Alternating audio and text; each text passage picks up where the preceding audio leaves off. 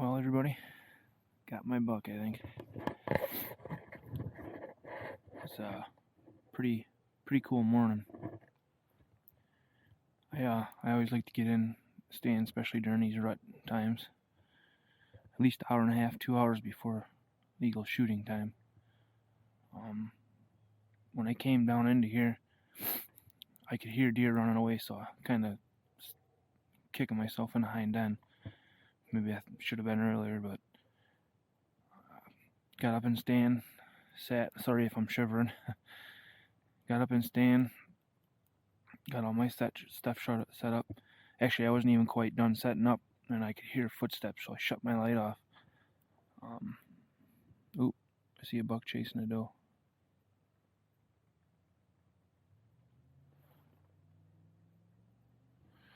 I don't know if you can see him. He's way over there.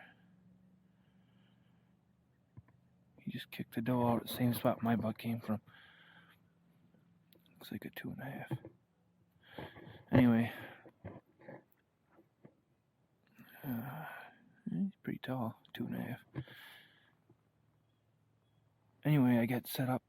That deer came, kind of circled around my tree, and actually, it was too dark for me to see what it was, but it was actually right underneath my tree. I could hear it.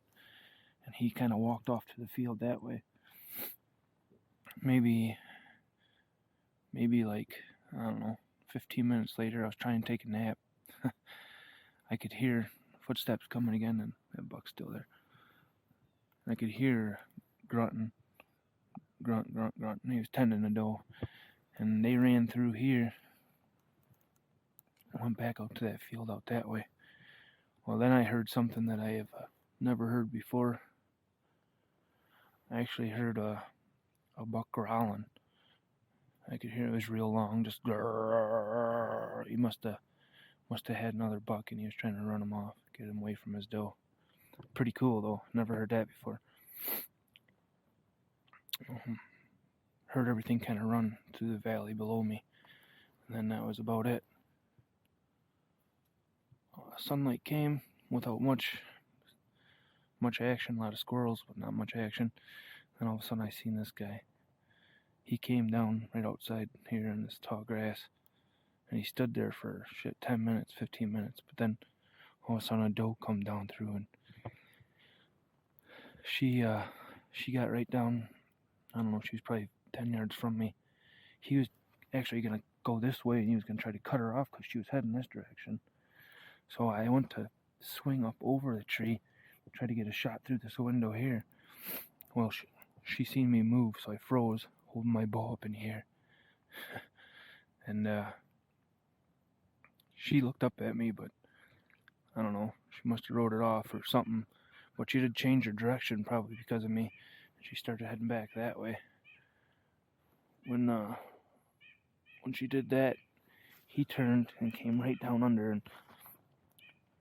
hindsight's 20/20. I probably should have waited until he got past me, but I took a shot when he was right underneath me. Just probably almost hit my foot, probably. I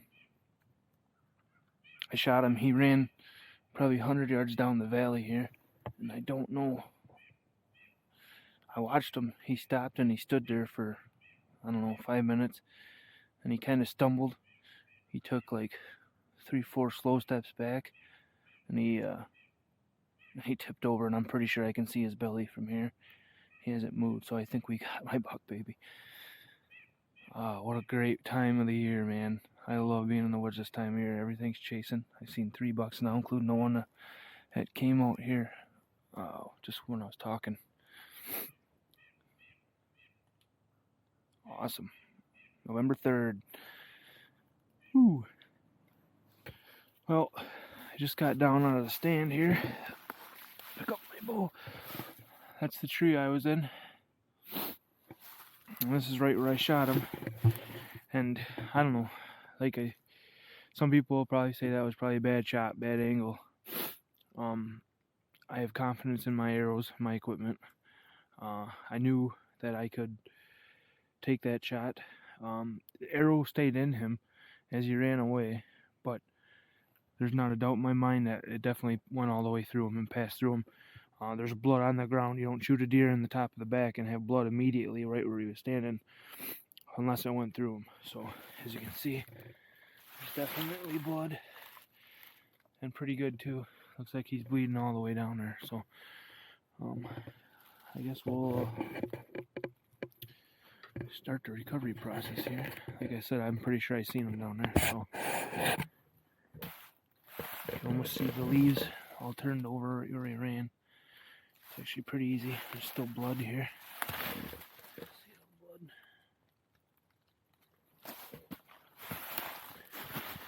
This is only 5 yards from the stand. He's more blood. Looks very, very pink. I would say we're in business here. Like I said, you can pretty easy to tell with all the fresh leaves on the ground here which way he ran, just watching the leaves, but I got blood too. Yep, white hair too, so it definitely came all the way through him.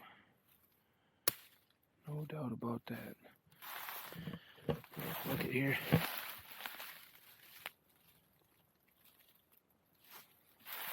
He's spraying pretty hard. I'm surprised he went as far as he did.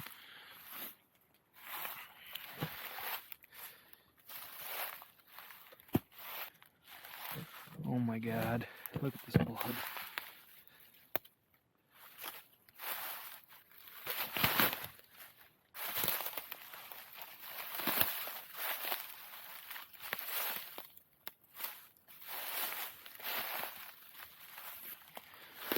He ain't gonna have any blood left in him. Oh my God, it's just pouring out of him.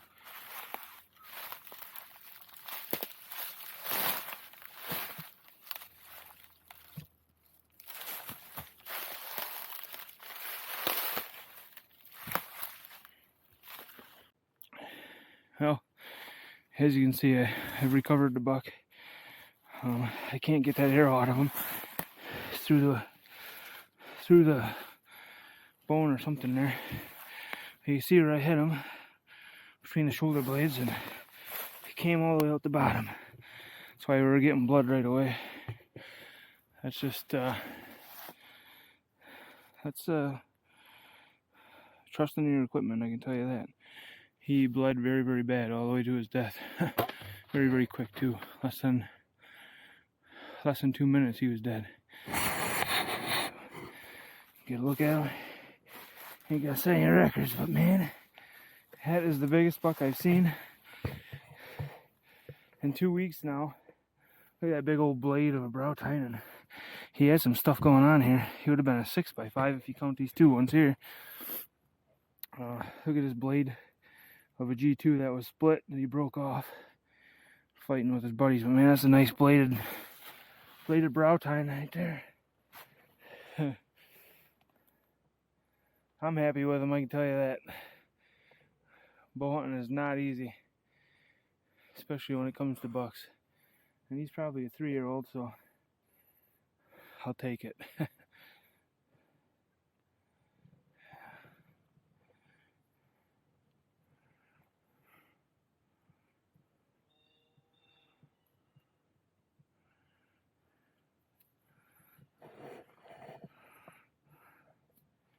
Happy guy tonight, that's for sure. That's for sure.